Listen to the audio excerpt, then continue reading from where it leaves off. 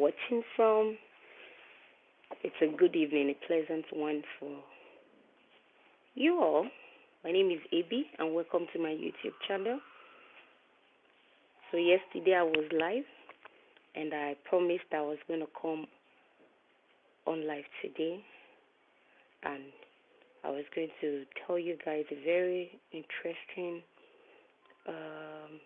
tragic story that happened to someone close to me. I was going to share it, and I would crave your indulgence, your patience with me. Okay, so if you are joining my live, please kindly like, tap, and I promise you it's worth the wait. So if you are just joining me, welcome to my live. My name is AB. I live in Nigeria. I'm a small content creator, and I create funny videos, pleasant videos, educative videos, and make posts and write-ups that you can relate to, as well as small talks on the happenings around my daily life experiences, and also on other issues bordering on humanity, love, work, play, life in general. So my day was okay. It was a very pleasant one. It didn't rain today. It's been a sunny, very sunny, beautiful day. So let's get into the story. So this story I'm about to tell you guys happened in August 2025, this year. Yes, August 25. It happened to a friend of mine. And so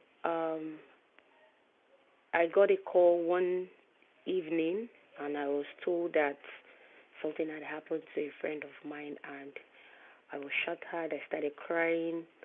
I was like, I don't understand what's going on. I couldn't really get what the person was saying. I was confused. It was a whole lot of feelings at one time because the information I got was not something I was expecting. And so 2 days later, I started seeing on the news and social media what had happened to a friend of mine, and I couldn't believe it. Now, it happened that my friend was killed, was unalived by somebody he knows. Now, this guy happens to, I'm going to say, let me give him a name. I'm going to say Stan, which is not his real name, but let's assume that his name is Stan. Now, Stan is a very nice person. He's jovial. He doesn't look for trouble. He's business-minded, He's a family man with kids. He's very young. And then one morning he got a call. He's into real estate, He sells lands and properties, and he got a call, and somebody told him, hey, I want to get a property for rent, and could you meet me up in a particular location? So it was morning, and he said, okay, fine, where do I meet you? And they exchanged location, and he got there. Where he got to the location, it was like an hotel, and then he met the person, which happens to be a lady who claimed to be looking for a house for rent. Getting there, the lady now said, okay, I'm going to go with somebody, and then the person also joined them. While there, quite unfortunate for him, there were other people there too.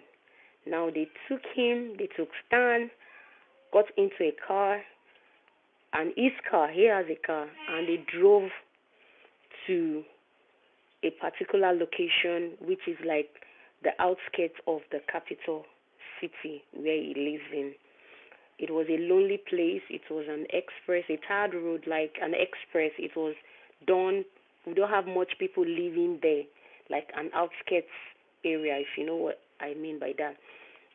Now they took him, and um, while there, uh, people from far distance found out that there were scuffles and some noise, and the next thing they heard gunshots, and later on there was silence. Now it happened that Stan was shot and he was buried in a swampy, you know, a swampy place along that lonely road, because a lot of people don't live there. Now, unfortunately for the people who did this to him, there was a farmer who was farming and heard the whole gunshots. Luckily, the farmer came out, saw what was going on, and went back into town and alerted people and alerted the police that look, this is what happened, and I think something has happened to somebody and all that. So by the time people got there, they couldn't see Stan's car. They couldn't see the people who were unalived in car. They had already driven away. Took his car, took his phones, took his credit cards, debit cards, and they left. And the search for his body continued. And the following week, they started looking for his body. And unfortunately, they found his body. They found him. He had been shot to the head at close range.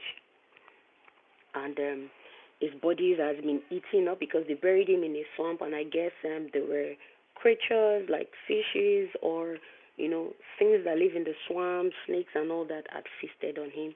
He was unrecognizable. Now the police, and there were speculations and different things going on around as to why this happened to him. There were different narratives of stories and people lies, propagandas that he took money. Now let me tell you the whole story of what happened. Now Stan actually knows somebody. Let's say the somebody's name, I will call him Patrick. Okay, let's assume his killer's name is Patrick. Now Patrick knows Stan. Stan knows Patrick. They are acquaintances. Now Patrick told Stan, look, I have some plots of land I want to sell, and since you are into real estate, can you bring a buyer for me? So Stan said, okay, that's fine, no problem. It's you, that's fine. Can I go see the place? They went together, they saw the place. And Stan was able to bring a client to pay for the land. Now, when the client came, the client liked the land and decided to go and close the deal. So Stan said, okay, clients, this is the owner of the land. You can transact business with him. You can pay the money directly to Patrick. It's fine. And once the deal is done, you can send my commission to me. And so that was where the whole issue started. We find out that after some days, after making payments to Patrick, the clients made payments to Patrick. Patrick now traveled. So the client kept calling Stan, like, look, I need the documents of this land. The guy has not been picking, and you are the one who connected me to this land. So can I have my papers, please? And then Stan will call Patrick, and Patrick will say, oh, I traveled out of the state. I'm going to get the documents. Just hold on. Once I'm back into town, I'm going to get the documents and we'll finalize. And so it continued for a while like that till the client couldn't take it anymore, and Stan himself stopped taking the calls of the clients because he didn't know when the client made payments until this whole issue came up. And then we found out that Patrick actually does not have any land at all. The land he showed to Stan, which he sold to the client, was a fake land. It didn't belong to him. He just showed him a random location claiming that that was his land. Now, the land was bought for 9 million naira, and the monies were transferred to Patrick. Now, because the client kept disturbing Patrick for the documents, and Patrick knew that he didn't have those documents, Patrick decided to unalive Stan. So he got somebody to call Stan from his house one morning, claiming that they want to rent a property, and lured him where he was unalived, and his car was taken, his phones were taken, and he was buried in a swampy area. Now, this whole story is a whole crazy, a whole lot crazier than it seems. This is where it gets really, really crazy. Now, Patrick, after unaliving Stan, taking his car and his phones, transferred every single dime that Stan had in his account to his own account, and also transferred 1 million naira to the lady who called Stan from his house, who lured him, claiming that she wanted to rent a house. Paid her 1 million naira. Now, after this whole thing, Patrick ran away. Police couldn't find Patrick. He was not in his house. Patrick actually is a married man, okay, with kids, and he has a baby coming. He ran away. He was not found. Now, hi, Kiramudiraj. Hello. Hi, Asmar Nazai. Fablan Sikoin. Hi, guys. Welcome to my live. How you all doing? Please don't forget to type or to leave a comment. Don't forget to tap your screen, okay? All right. Thank you for coming. I appreciate you guys. So I'll continue with the story of what happened to somebody close to me earlier in this year, somebody that I knew. And then, so police were looking for Patrick, and Patrick happens not to be anywhere. And so a search for him continued. So it was later found out that Patrick, after taking the monies from the clients and not providing the documents because there was no land, after unaliving Stan, he ran away and was trying to get documents to leave the country.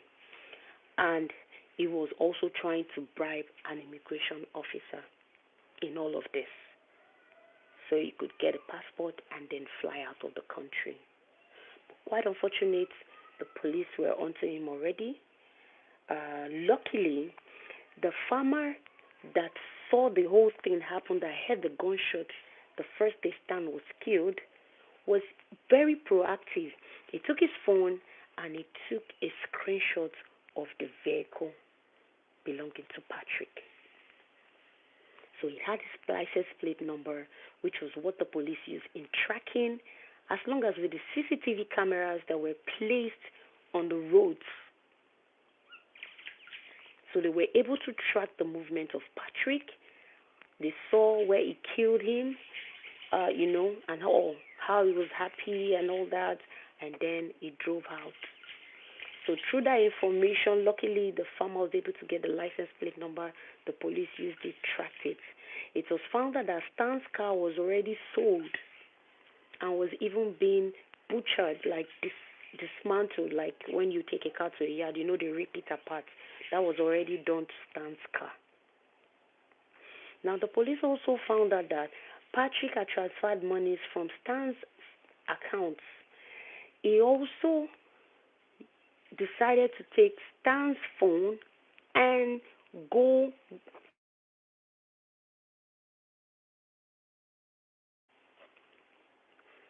so he took it and exchanged it for a bigger phone. So the police were able to track from the transfers he made from Stan's account. So the police was working with the banks, they were working with DSS, they were working with, the intelligence people, and they were able to track the monies where it was going to. They were able to get the phone shop he went to upgrade Stan's phone. So they were able to track the IME number on the phone, which he gave to him, the new one he used in exchanging. And that was how they tracked the phone and they caught him. Now, when he was caught, he was found in Lagos while this whole incident happened at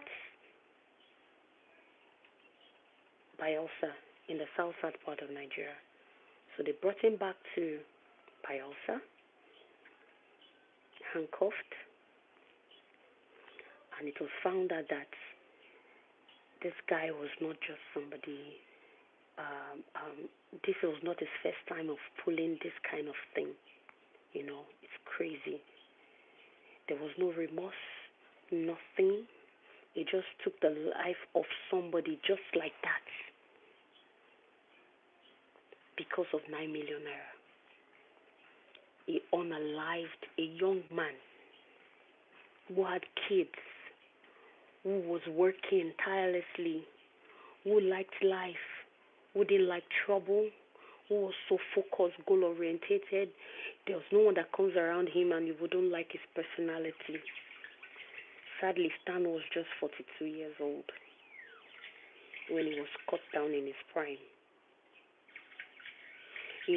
When I heard the whole thing, I was just crying. I was like, why are people so wicked? Like you literally dragged somebody, deceived somebody from their house, claiming that you wanted to do business. You had the land for sale and you had no land. And you decided that, okay, you were going to use him to pull in your wicked acts. You sold a fake land to a client. You couldn't provide documents. You couldn't provide the land. You took the money and you still unalived the guy who brought the clients to buy the land that isn't yours. Now, you didn't just alive the guy, you buried him.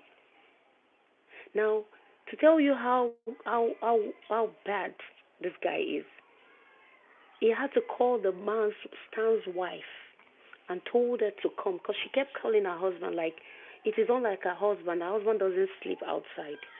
Her husband comes home no matter the time of the day. He comes back home, he sleeps at home. So she kept calling and kept calling, he wasn't picking. So she was like, oh, there's something wrong. And then she went on social media and said, oh, my husband is missing. You guys need to help me look for my husband. And it takes about 2 days or so to declare somebody missing by the police. I think it's a general thing everywhere. So she kept pressing and people kept sharing and, making calls. He wasn't picking his phone. His phone was ringing and it is unlike him not to pick his calls. Only for her to get a text message and say, oh, honey, can you send your account number? Let me send you some money. And then he sends some money to her. And she's like, no, this is not my husband to send, for my husband not to pick my call. Something is wrong. She kept calling all through the day, not knowing that they had unalived her husband already. She kept calling through the night.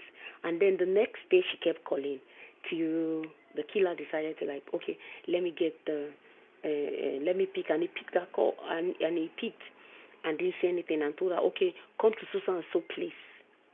So they were arranging for her to get. So she had already, Stan's wife had already taken a bath, prepared, and she was stepping out. And then all of a sudden she said she felt feverish, and then she decided to go back home.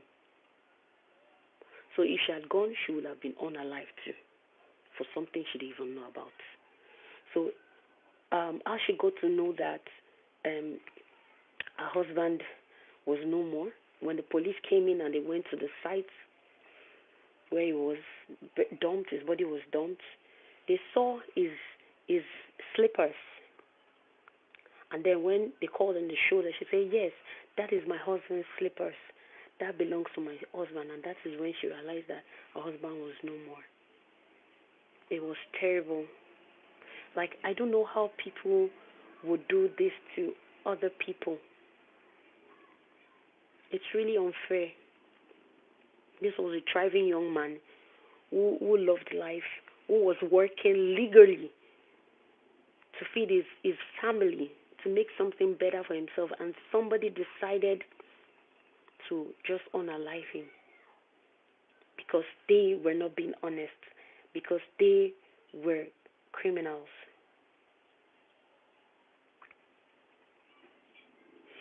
And so investigations are still ongoing. Currently, the killer, which is Patrick, is in jail awaiting trial. And I do hope that there's justice because it's the this incident grew, it went viral because it was all over the news stations, the big TVs were carrying it, newspapers, blogs, and we even had different human rights activists who spoke concerning this. And I do hope that it gets justice because nobody deserved what he got. And now the the consequences of this is that his kids are left without having a father, the wife without having a husband. How do people start from there? And this brings me to what I really want to share is that I don't know, guys, how do people, just lose their conscience, their empathy, their humanity? I don't know, over money. I don't know. How do people just lose it over money? Because this is not even some kind of huge money.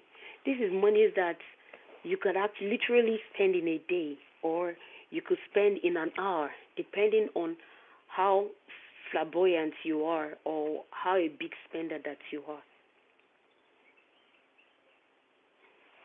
It's crazy. And then when I heard the news, I was broken. I was crying. I was scared because we were in the same profession,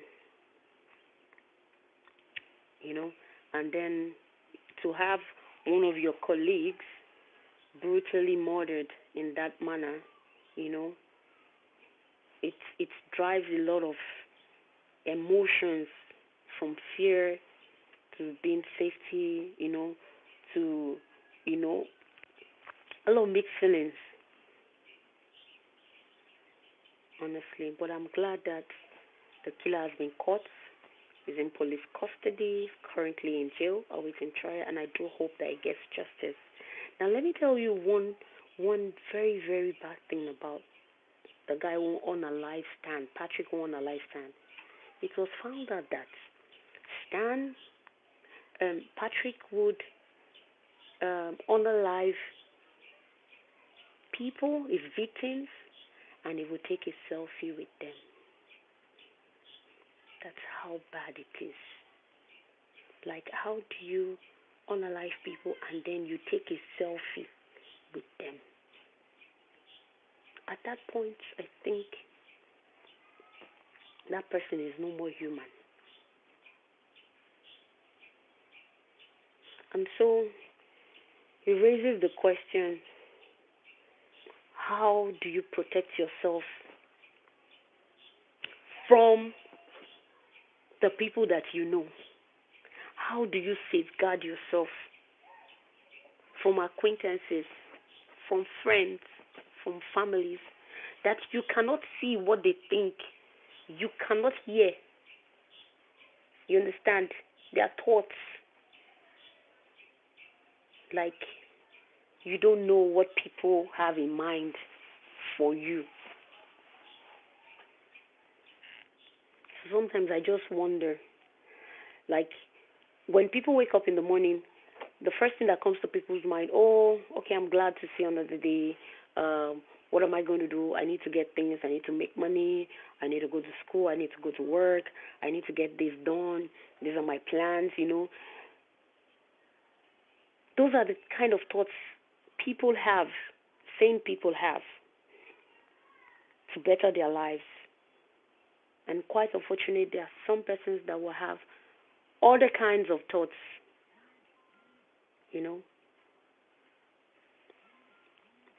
I don't know what it is, but I'm short of words. Hi everyone, if you're joining my live, welcome to my live. I just shared an interesting a story about what happened to a young man who was unalived by somebody that he knows, all because of money, and left his family fatherless, his wife to be a widow at a very young age. He connived with his girlfriend and unalived this young man. He brought a business deal to this young man, and this young man brought a client, and the client and this man named Patrick closed the deal, exchanged the monies, and nothing got to him. But yet, Patrick went and killed Stan. Oh, you're so cute. Thank you. Hello, beautiful Jamaica. Hello, hi. Hello, from India. Okay, all right. Hi, everyone. Welcome. So, I do hope that he gets justice, and I really hope that for the sake of humanity, for equity and justice, the right thing is done. I really hope. Because people like that, justice should be quick immediately. Honestly. Justice should be quick. Quick, you know. The evidence are all there. So I didn't tell you guys. The girlfriend, the girl who called him, she was caught trying to leave town. She had already packed all her properties, hired a vehicle, and was leaving the state to another state. And then there was a stop and search on the highway where they found out there were guns among her properties, like guns among her properties, and bullets and trackers that belonged to people's cars. A lot of trackers. Now they brought her back to the station, back to the state where she was running away from.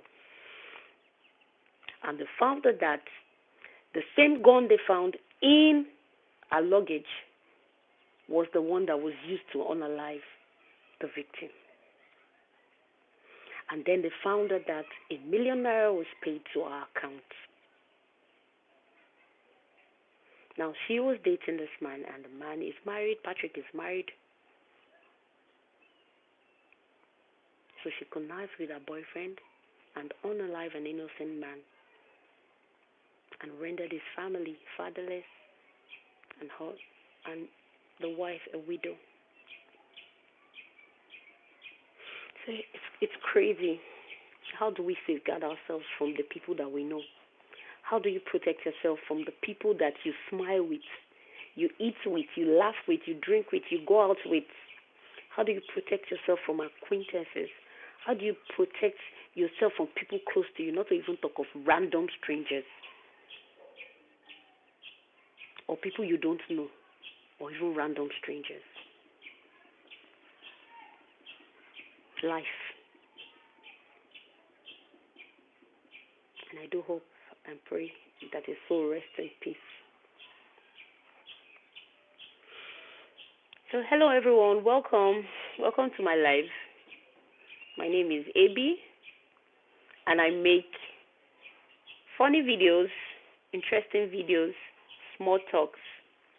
So you can ask me what you want to know about me, and I will share. And I hope that I have answers to your questions. So if you have a question, you can ask me. My day was fine. I had a very good day. I had a very pleasant day. And the weather over here is quite nice. It's sunny. It's humid and sunny. So it's a beautiful weather. Where am I from? Okay, I'm from Nigeria. Sorry if I'm not pronouncing your name correctly. It's Asma Niazai. Where are you from? I'm from Nigeria. I'm from Nigeria. Nigeria is in Africa. I'm from Nigeria, the giant of Africa, the most populated country, black country in the world. Raphael, you're so pretty. Oh, thank you. Thank you so much. Thank you. Thank you. Oh, hi. Hi, everyone. So, it's been a good day. I'm just going to have. It's been a nice day today. Uh, you can ask me any question about me you want to know. That's fine. Interesting. So let me just give you a little hint about me. Abby is my name. I'm 5 feet 5 inches tall. I'm dark skinned. Okay. I've got coffee brown eyes. Yes. You can't literally see it, but if you're close to me, I've got dark coffee colored eyes. Yes, my eyes are not black. They are dark coffee color. Yes. You could say dark brown, but I think they look more like coffee colors. Okay, so I'm just going to have this. This is vitamin C. So it's just a random supplement. You add it in water, and it does this. Changes. This is very good for the skin. It's packed with zinc, selenium, vitamin D. Okay, so it's a supplement. So you would need a doctor's prescription for that before you go get anything. I'm not a doctor, so this was prescribed by a physician for me. So you see, it dissolves in water, and then you take a sip. So it helps a lot with skin, with your hair, your nails, bones.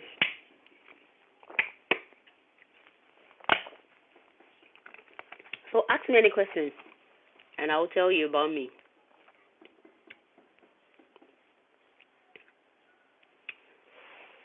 Hello, guys. So it's been a wonderful day. Um, so today, let me show you guys something that happened of recent to me. I found out that it's it's best when you prepare your foods, your dishes, you make your dishes by yourself for a few reasons.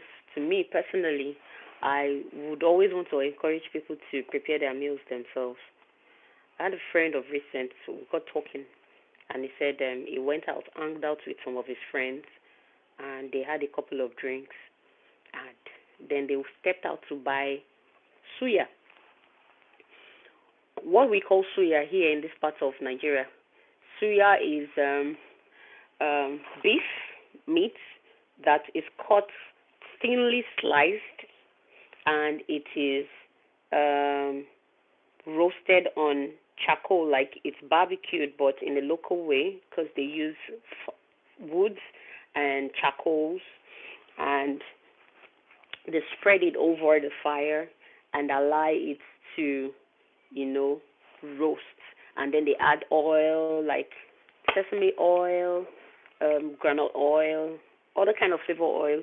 Then with pepper and all that, they are marinated and then they are roasted, okay, over the fire, barbecued, and then they are cut into um, triple sizes and sold to people. So we call them suya. We call it suya, which is practically thin slices of meat or beef roasted over barbecued and then sold. So he got some with some friends and he ate.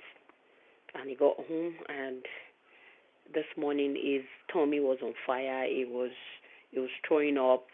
It was his whole body was just not it. And then when I asked him, "Oh, what did you eat?" and then he told me, "Oh, yeah, what did you drink?" and he told me what drink. I said, "I think your system wasn't agreeing to it, so probably you had food poisoning at that point in time. So probably at that point your tummy wasn't digesting, wasn't able to digest what you bought. Or secondly, the condition at which the suya was prepared was not hygienically done. Thirdly, I told him it is either the meat wasn't properly cooked, which can cause that. So I told him that those are I just think it's really safe